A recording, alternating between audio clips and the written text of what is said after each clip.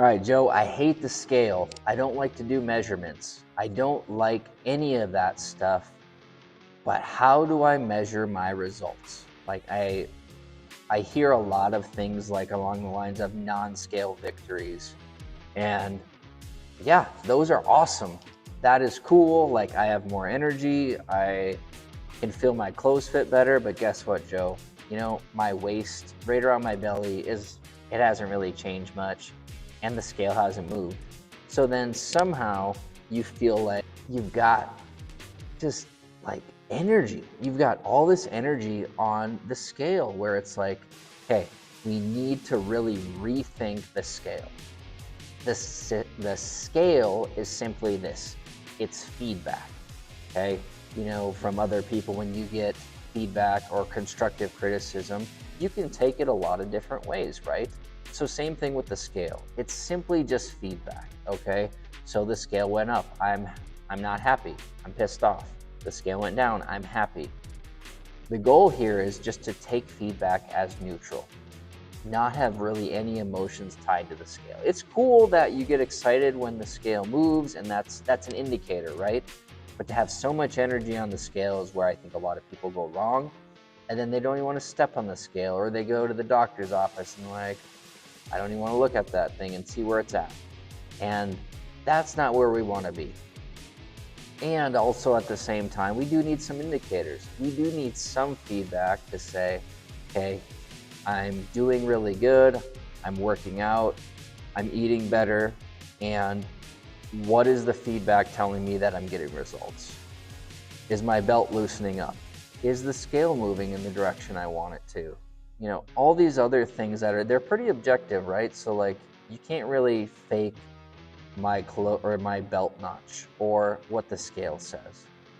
So just viewing it as feedback though is awesome, because you view it as feedback and you look at yourself and say, you know what, that was a really good week. What did I do that week that allowed the scale to move down or my pants to fit better, as far as getting that feedback?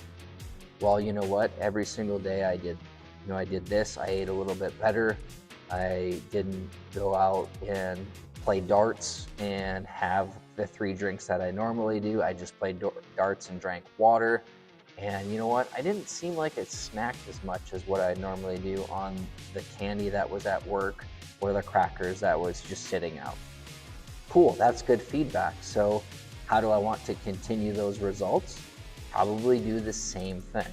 Or if you get feedback and the scale went up or your pants got a little tighter, you felt a little bloated, and it's like, well, you know what? I did have that Christmas party on Friday and I really didn't care what I ate, and I did feel like junk afterwards. Or I did have this potluck at work and I really just kind of chose all the things and I felt like, oh, my energy level was way down.